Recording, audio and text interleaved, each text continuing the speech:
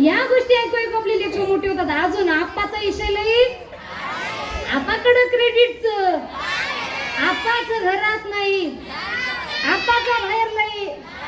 आज निवडलेल्या अभंगाचं प्रथम चरण काय आहे?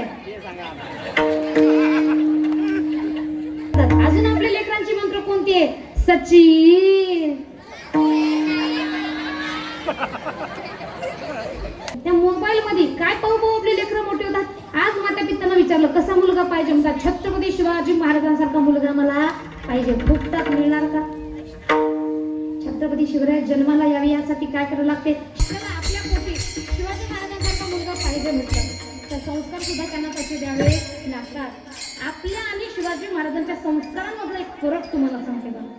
आज आपली लेकरं छत्रपती शिवाजी महाराज गीता रामायण महाभारत या कथा ऐकू ऐकू मोठी झाली. संतांची संगत त्यांना होती.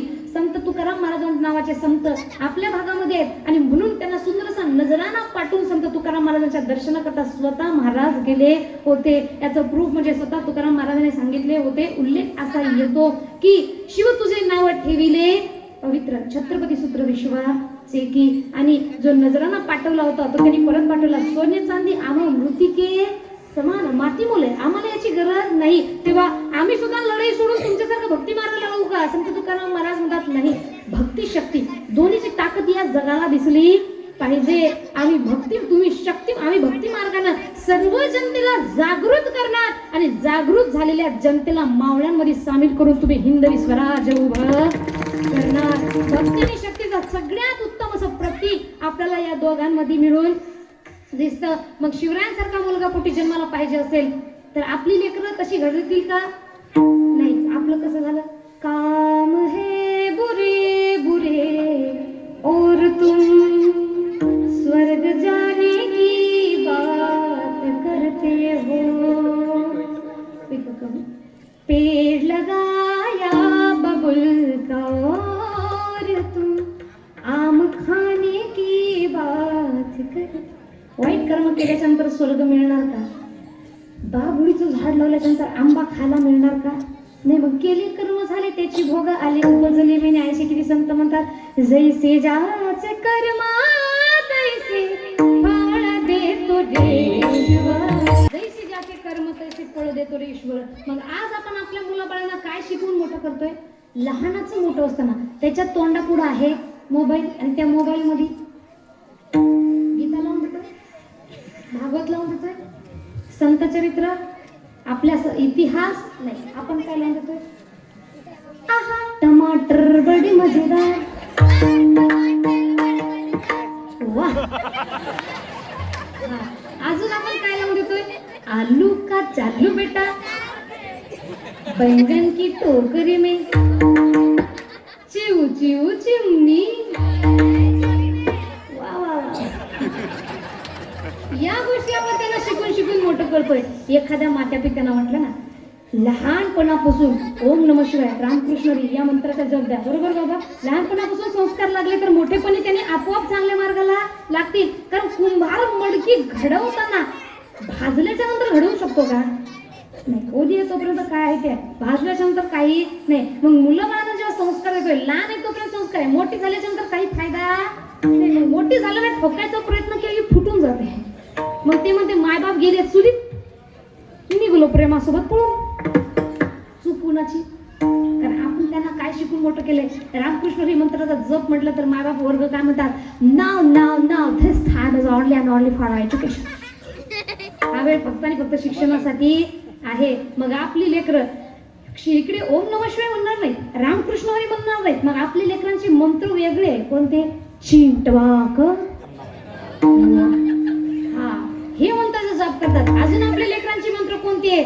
सचिन.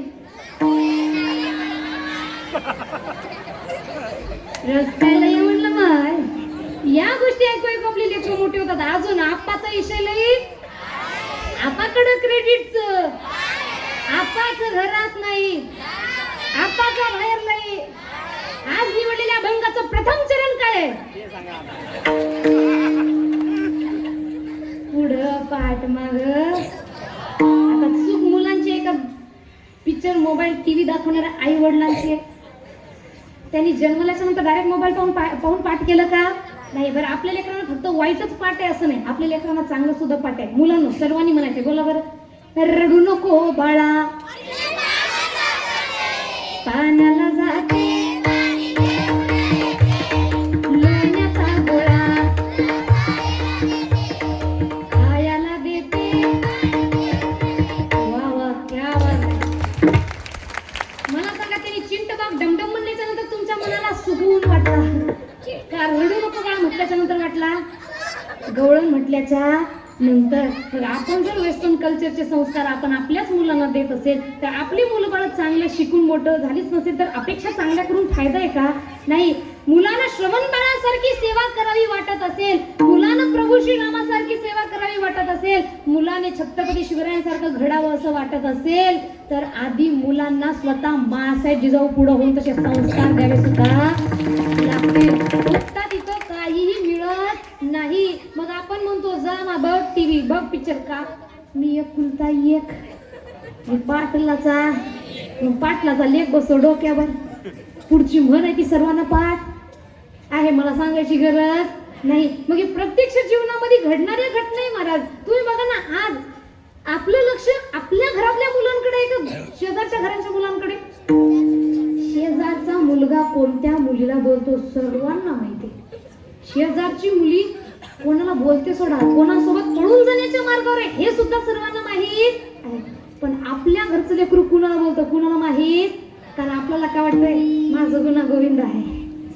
लोकांच्या नजरेमध्ये ते म्हणतात ना, आजकालची लोक स्वतःच्या घरात कमी आणि बाहेरच्या घरात जास्त लक्ष देतात. आणि हेच कारण होय, आपलं लक्ष लोकांच्या घरात, लोकांचं लक्ष आपल्या घरात. मग लोकांचा मुलगा, शेजाऱ्याचा मुलगा शेजाऱ्याच्या घरात काय करते याकडे लक्ष ठेवण्यापेक्षा आपला मुलगा, आपली मुलगी आपल्या घरात काय करते याच्याकडे लक्ष ठेवा. तुमची लेकरं कधीच वाईट वळणावर जाणार नाही. समाज मागे येईल, समाज असं मागे त्याचे पाय खेचण्याचे काम कधीच करू नका. तुम्ही बघा ना, कधी आपल्या समाजामध्ये या गोष्टीवर चर्चा झाली. चर्चा कोणत्या गोष्टीच्या होतात? कोणती पळून गेली, कोणती पळून जाण्याच्या मार्गावर आहे. चर्चा कोणत्या गोष्टीवर व्हायला पाहिजे?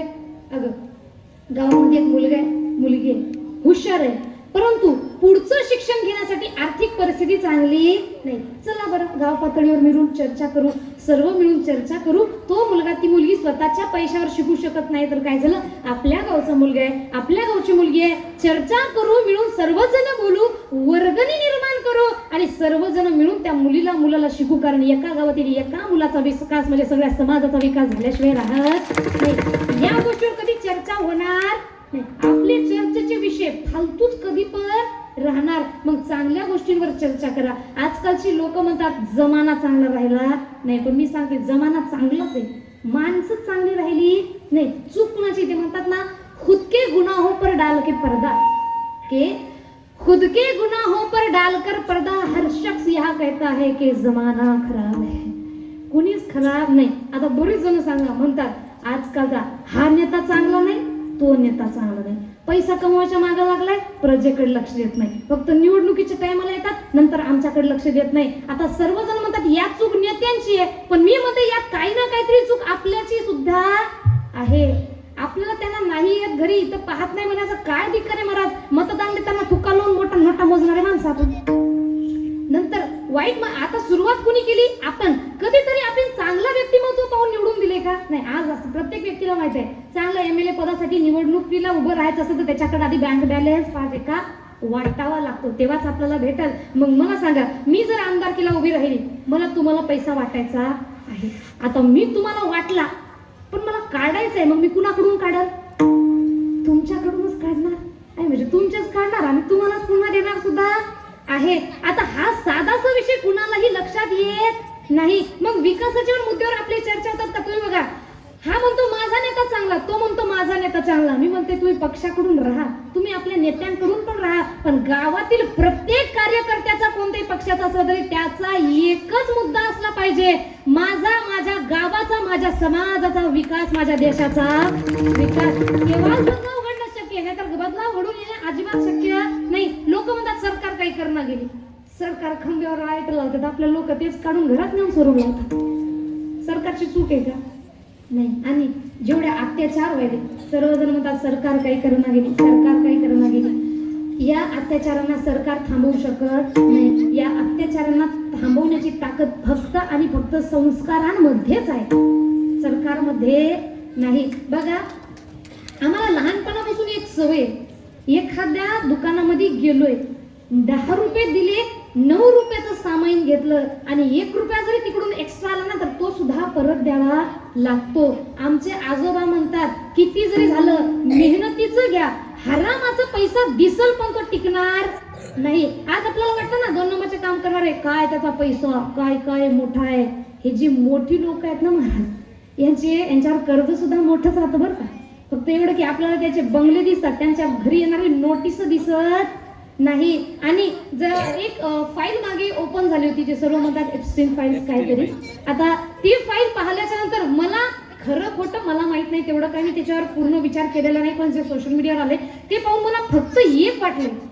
ती फाईल पाहून माझ्या डोक्यात फक्त एक विचार आलाय की ज्या ज्या लोकांना आपण आदर्श मानत होतो त्या लोकांचं नाव त्याच्यामध्ये आलेलं आहे. बाहेर देशामध्ये जे काही लोक आहेत त्यांचं नाव त्याच्यामध्ये आलेले. ते ऐकून ते पाहून फक्त एक डोक्यात आलंय की श्रीमंत आणि जास्त पैशावाल्या लोकांपेक्षा हे मिडल क्लास आणि इमानदारीने कमावून खाणारा जो गरीब आहे तोच इमानदार या जगात उरलेला आणि आपला शेतकरी वर्ग झालं. बाकी कुणी इमानदार इथं वाटत नाही. आणि हे जर पाहिजे असेल, महाराज म्हणतात संगती चांगली पाहिजे. चांगल्या मार्गावर नेण्यासाठी उद्या आपण कोणत्या मार्गावर जाणार, संगती करावी सदा सज्जनाची,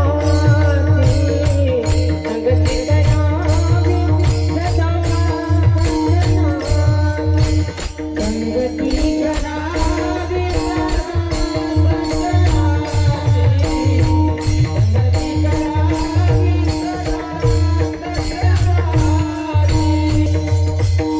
सज्जनाची, संगती करावी सज्जनांची. मी नेहमी कीर्तनात सांगते, it is not important to have long friends on WhatsApp, Facebook and Instagram, but it is most important to have at least one friend who read your face as a book and say WhatsApp. अर्थ, WhatsApp, Facebook, Instagram यासारख्या social मीडियावर तुमचे हजारो मित्रमंडळी असण्यापेक्षा प्रत्यक्ष जीवनामध्ये असा एक तरी मित्र असलं पाहिजे ज्यानं तुमचा चेहरा पाहून तुमच्या मनात काही ओळखलं पाहिजे. अशी मित्र असतात आपल्याकडं नाही. आपला मित्र आपल्या साईडला बसून राहतो ना, आपण इकडे स्टेटस ठेवतो, हॅपी बर्थडे मित्रा, तुला जन्मदिवसाच्या खूप खूप शुभेच्छा मित्र, बरोबर ना. साईडला बसून आहे पण समोरून म्हणणार नाही, स्टेटस ठेवणार आहे. म्हणजे आपण जास्तीत जास्त मोबाईलवर फोकस केलेलं आहे, आपलं जीवन सगळं त्याला देऊन टाकलेलं आहे. म्हणून लक्षात घ्या, जीवनामध्ये प्रत्यक्ष जीवनामध्ये संतांची संगत ठेवा, चांगल्या ग्रंथांची संगत ठेवा, कारण चांगली संगत असेल तर आपण चांगल्या मार्गावर जाणार. आता सांगा महिला वर्ग, आज आपली मुलं बाळा आपण म्हातारा झाल्याच्या नंतर आपल्याला घरी ठेवत नाहीत, याचं कारण काय? आपण त्यांना यो हानी सिंग शिकवले, त्यांना देवदास पारोची जोडी माहित आहे, त्यांना सैराट माहित आहे, पण त्यांना भक्त पुंडलिक माहित आहे का? नाही.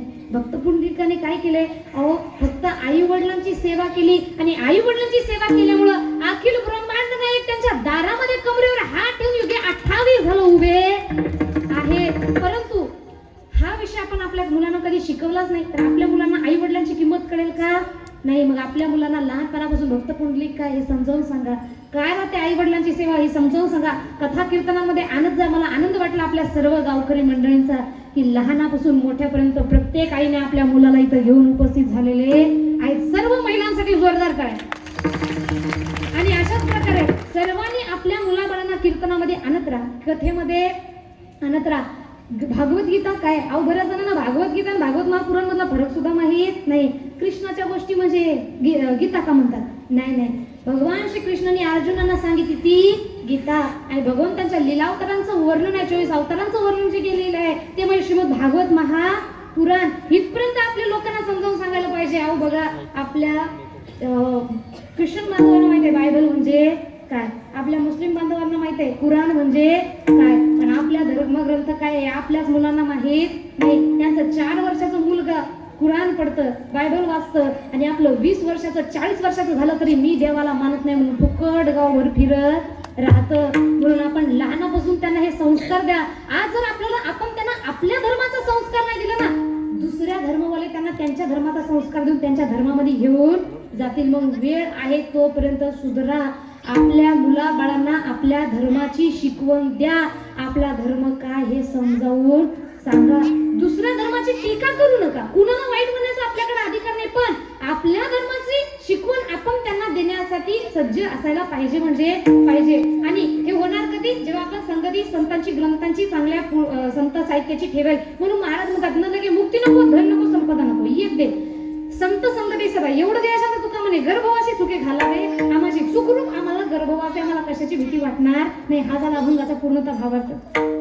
अर्थ असा काही किंवा पेक्षा वेगळा असं मी सांगू शकत नाही. बोलण्यातून जर कुणाला वाईट वाटलं असेल, बोललेली लेकरी वेडी वाकुडी उत्तरे करा, क्षमा अपराध महाराज तुम्ही सिद्ध. आपलंच लेकरू म्हणून मला क्षमा करायचंय. माझा बोलण्याचा जो उद्देश आहे हा जास्तीत जास्त जनजागृतीपर, समाज जागृतीपर असल्यामुळे त्याप्रमाणे विषय मांडण्याचा मी आपल्यासमोर प्रयत्न केलेला आहे. माझा फक्त एकच उद्देश आहे, जास्तीत जास्त युवा आपल्या गावामधून सप्ताहामध्ये आले पाहिजे. मला वाटते या गावामध्ये सुद्धा बऱ्याच युवा वर्गांचा सप्ताहामध्ये सहभाग सुद्धा आहे. आणि असा तुमच्या गावचा सप्ताह म्हणजे आज चांगल्या मोठमोठ्या गावच्या सप्ताहाला सुद्धा लाजवेल असा सुंदर असा सप्ताह सर्वश्री बाजार वाचल्याने साजरा केलेला आहे. आणि तुमच्यावर असलेली सती मातेची ही कृपा अशीच कायम राहो हीच भगवंताच्या चरणी प्रार्थना करे, ईश्वर चरणी प्रार्थना करते. आणि आजचे कीर्तन सौजन्य ज्यांचे आहे, ज्यांनी आम्हाला इथं बोलवले आहे, पांडुरंग भाऊ कोठाडे कुठं बसलेत? कंपोसिट घरचं कुणी त्यांच्या? आता 2 मुलं आले होते तेच मॅडम. त्यांचेच होते का? क्या होते? त्यांच्यासाठी जोरदार टाळ्या. कारण बघा आले, माझं नाव घ्या, मी तुम्हाला बोलवलं, अशातला काही विषय नाही. निस्वार्थ सेवा देऊन निघून सुद्धा गेले. म्हणजे मला सुद्धा माहित नाही की ते कोण आहेत. देताना दान आमचे आजोबा सांगतात, आमचे वडील सांगतात, दान अशा प्रकारे करा. सरळ हाताने दान केलं तर उलट्या हाताला सुद्धा पत्ता लागू नाही. तशाच प्रकारे केलेलं सुंदर असं ज्ञानदानीमध्ये, सुंदर असं सप्ताहामध्ये कीर्तनरूपी सेवा श्री पांडुरंग भाऊ कोठाडे सामाजिक कार्यकर्ते, एकदा जोरदार त्यांच्यासाठी त्यांच्या पूर्ण परिवारासाठी त्यांचे सुद्धा मनापासून धन्यवाद मानते. जेवढे काही गावचे कार्यकर्ते आहेत, जेवढी काही ट्रस्ट कमिटी आहे, सर्वांसाठी जोरदार आहे. आजूबाजूच्या गावातून कुणी आलं असेल, बाहेर गावून कुणी आलं असेल, सर्वांचे मनापासून धन्यवाद. असे सुंदर असे मृदंगाचार्य, गोड असा मृदंगाचा आवाज. ते म्हणतात ना की ओय लहान कीर्ती महान, असं त्यांचं कार्य आहे. जोरदार काय त्यांच्यासाठी.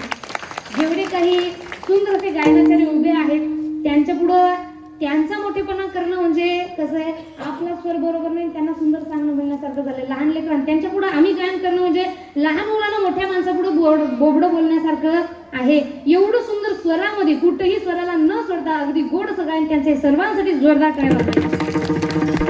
आमचे स्वर सोलापूर कोल्हापूर चालू असतात, परंतु अगदी सुंदर सर्वांनी गायन केले. त्यांचे सुद्धा मनापासून धन्यवाद मानते.